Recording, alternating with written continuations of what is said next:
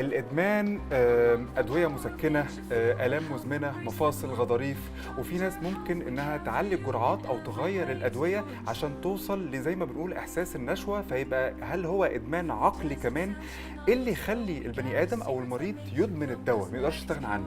تعالى نتفق الأول إن ما ينفعش المريض يغير وصفة الطبيب، طبعًا. لأن تغيير وصفة الطبيب أو تغيير الجرعات هيؤدي للي حضرتك بتقوله ده دلوقتي. أكيد. فإذا المريض يجب أن يلتزم بالدواء.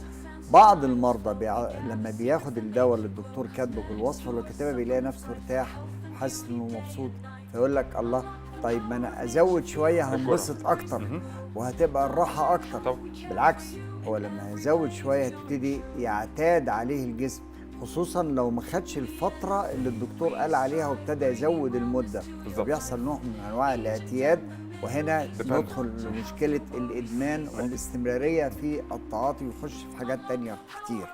Feel the health, embrace the glow. Dr. Health, we care for you in every way. It's pure and true.